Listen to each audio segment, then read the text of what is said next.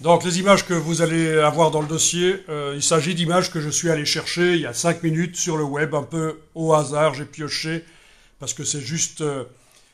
quel animal c'est, ça n'a pas d'importance, c'était juste qu'est-ce qu'on voit de l'animal, est-ce que ses pattes sont enfoncées dans l'herbe ou pas, est-ce qu'il est debout sur ses pattes.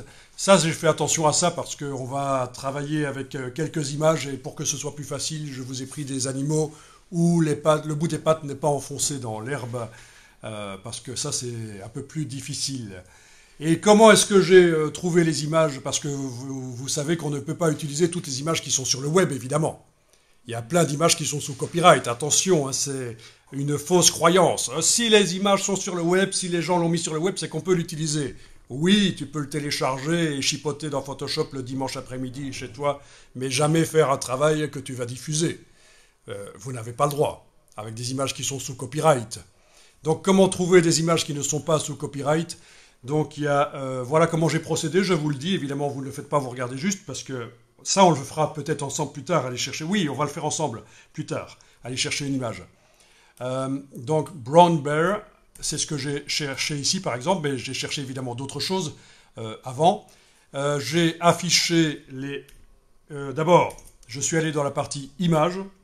Et d'abord, il faut que je dise aussi que je suis sur Bing et pas sur Google, parce que Google n'a pas le bouton à cause d'un litige avec une banque d'images qui s'appelle Getty. Ils ont dû retirer le bouton qui permet d'afficher les images en haute définition avec tous leurs pixels. Donc, je suis allé sur Bing qui, lui, n'a pas ce problème. Voilà, ça c'est déjà une première chose. Bing.com.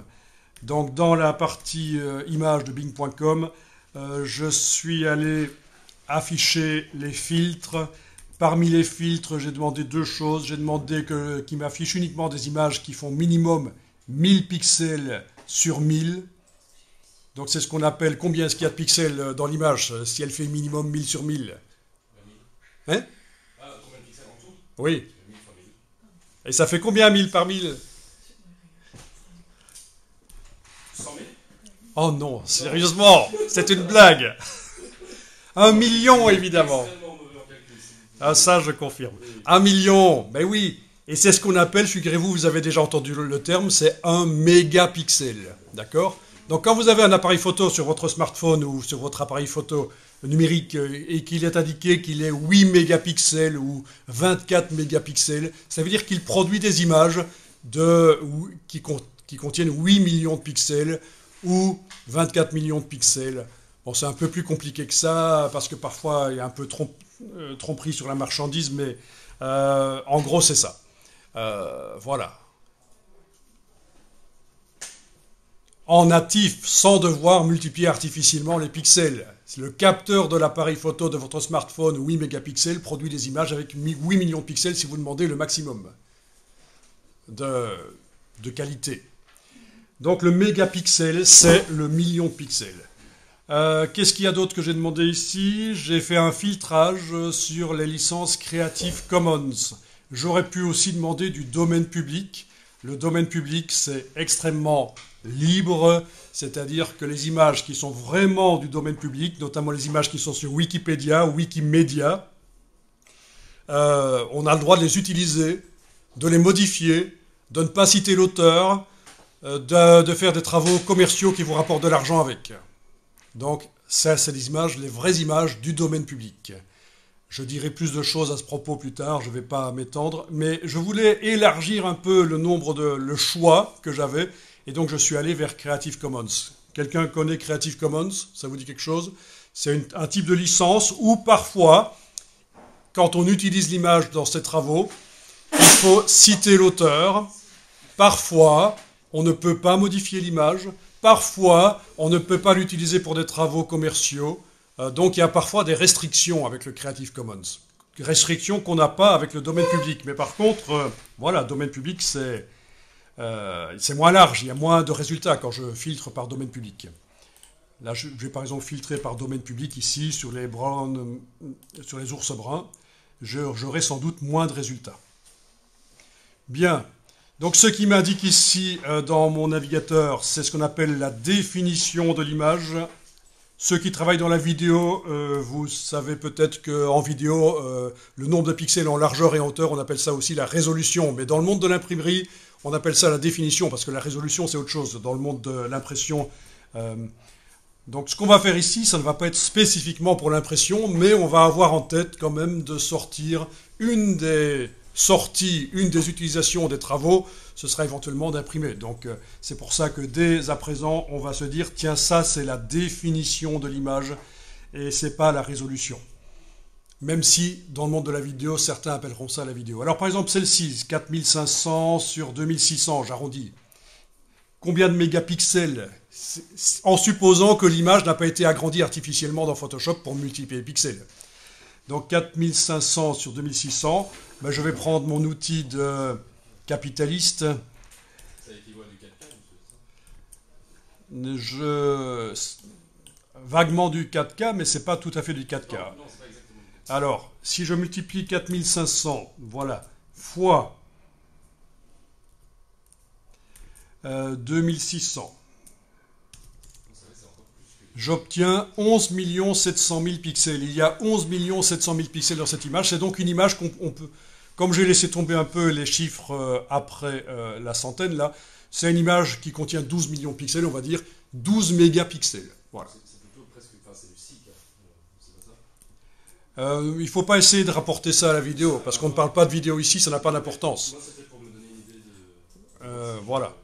Mais donc, oui, alors si tu veux absolument savoir, le 4K, c'est Là, c'est 160. 2006, je crois. Non, 2160. Ah non, le 4K, voilà. 2160. 4096 sur 2160, ça c'est le 4K. Tu confondais peut-être avec le HD, 1080 fois 2160.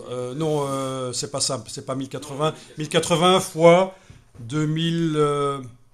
enfin voilà, on va pas s'ennuyer avec ça. C'est juste pour avoir une référence. Voilà, le HD, Non, c'est 1080. 1920 fois 1080, voilà. Voilà. Bref, j'expliquais que j'ai donc cherché les images comme ça. Que dire de plus? Ben, on y reviendra, mais voilà. C'est une possibilité pour trouver des images, pour agrémenter vos travaux. C'est une possibilité.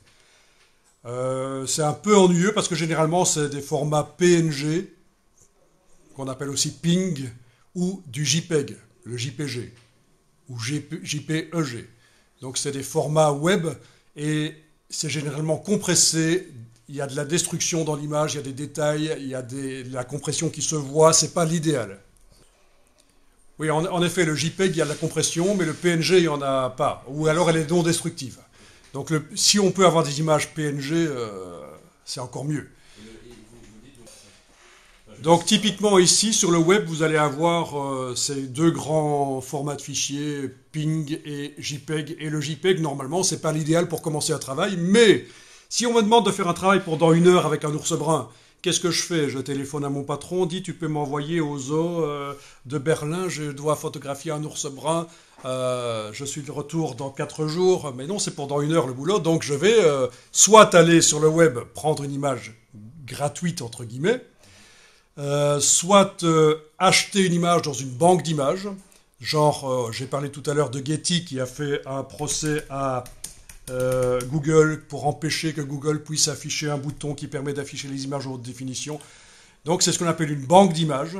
Et donc là, dans certaines banques d'images, on va payer un certain prix en fonction de la taille à laquelle on utilise l'image, le nombre d'exemplaires, à quel point elle va être diffusée, ou alors c'est un forfait. Donc dans certaines banques d'images, notamment Adobe Stock, ce sera plutôt un forfait, et dans d'autres banques d'images, on va tenir compte de la couverture géographique et du nombre d'exemplaires, de la taille, est-ce que c'est sur une couverture ou pas, enfin vous voyez, c'est un peu complexe, donc on ne peut pas dire qu'il y a un prix pour une photo.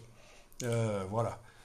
Voilà, ok. Donc voilà les prix. Acheter une licence, petit format 150, format moyen, grand format. Et alors, vous voulez utiliser l'image que personne d'autre ne puisse utiliser après, l'acheter, voilà. Donc il va falloir Et ils mettent même pas le prix ici pour le market freeze, geler le marché, voilà. Donc vous voyez à peu près, c'est un peu ce genre de prix qu'on a. Donc des banques d'images, il y en a plein. Les grandes agences de pub peuvent se permettre d'acheter une image, voire même d'empêcher tout le monde de l'utiliser après. Mais il y a beaucoup moins cher en fait. Hein. Donc voilà. Qu'est-ce qu'on a d'autre comme possibilité quand on veut des images? Bien sûr, les faire soi-même, c'est encore mieux. Ou les générer par intelligence artificielle. Donc actuellement, en octobre 2024, vous avez la possibilité de générer des images directement dans Photoshop. La qualité est moins bonne que si vous allez sur l'intelligence artificielle en ligne de Adobe, firefly.adobe.com, parce que là, il y a plus de détails. On va d'ailleurs peut-être faire un petit test vite fait. Mais ça change. Avec la version 2025 de Photoshop, Firefly est intégré à Photoshop. C'est le moteur Firefly complet intégré à Photoshop. Et donc, vous aurez des qualités d'image meilleures, aussi bien que dans l'application web firefly.adobe.com. Donc, avec notre version ici de Photoshop, on n'est pas encore avec la version 2025 et ses nouvelles mises à jour. Vous devriez remarquer une différence si vous générez dans Photoshop ou si vous générez dans Firefly. On va faire un test d'ailleurs. On va faire le test. Donc on est d'accord que d'ici novembre, décembre 2024, normalement, dans Photoshop directement, on aura de la bonne qualité, la super qualité, beaucoup de détails. C'est surtout ça la différence. Donc actuellement, en octobre 2024, le moteur Firefly qui fait des images avec beaucoup de détails est intégré seulement dans la version bêta de Photoshop. Pas dans la version standard. Il faut attendre encore que ce soit des mises à jour futures, novembre, décembre peut-être, pour que ce soit vraiment intégré. Ça fait sûrement partie. Voilà, que dire de plus Et oui, vous avez aussi plein d'autres intelligences artificielles, même meilleures que celles de Adobe, pour générer des images. Il y a mieux, mais c'est payant. Voilà, mais Adobe s'améliore beaucoup, et puis il vise maintenant la vidéo, génération de vidéo, il vise la génération d'objets 3D, ils sont en train vraiment de stresser et de stresser tout le monde, mais il faut dire qu'ils ont la concurrence maintenant. Vous savez que Affinity, le concurrent de Adobe, Affinity, qui est moins cher, parce que là il fallait payer à peu près une centaine d'euros, et puis vous l'aviez de manière perpétuelle. C'est pas 100 euros par mois, c'est 100 euros une fois. Et même moins cher. Mais, donc le concurrent de Adobe, Affinity. Voilà, ça c'est pour juste la version, le Photoshop de Affinity. On va dire, il s'appelle Affinity Photo. Mais si vous achetez les trois logiciels qui concurrencent Photoshop, Illustrator, InDesign, donc Affinity Photo, Affinity Designer, Affinity Publisher, c'est 180 euros. Et souvent, ils font moitié prix. Hein. Souvent, il y a des promotions, vous avez moitié prix. Une fois pour toutes, vous avez cet achat-là. Donc, c'est un gros concurrent de Adobe. Et donc, Adobe essaye de se positionner. D'autant plus que Affinity vient d'être acheté récemment. C'était en avril, je pense. Alors, ce qui m'a étonné, c'est qu'il y a plein de gens qui utilisent Affinity, qui sont passés à côté de ça. Ça a été racheté par, vous savez, Canva. Vous connaissez Canva? Voilà. Eh bien, Canva a racheté Affinity. Tout le monde s'attendait à ce que ce soit Adobe qui rachète Affinity, mais c'est Canva. Donc Canva, qui a déjà des outils avec plein d'IA dedans, principalement pour les community managers, même maintenant, va intégrer progressivement des logiciels similaires à ceux de Adobe. Alors, Canva peut être intéressant pour faire des choses très simples, surtout pour des community managers. Voilà, parce qu'il y a pas mal d'automatisation pour faire rapidement des mises en page, des choses pas mal. C'est plutôt pour être en relation directe. Bon, alors, par rapport aux marques, pour que vous voyez un peu ce que ça pèse, hein, je vous ai mis ici combien vaut Adobe. Vous avez ici l'indication combien ça vaut l'entreprise Adobe. Combien vaut Microsoft? Vous l'avez ici, c'est en dollars, évidemment. Je ne sais pas si vous connaissez, le B, c'est billion, c'est des milliards. Le T, c'est trillion, c'est des milliers de milliards. Voilà, vous avez ici Apple. Vous avez ici Canva.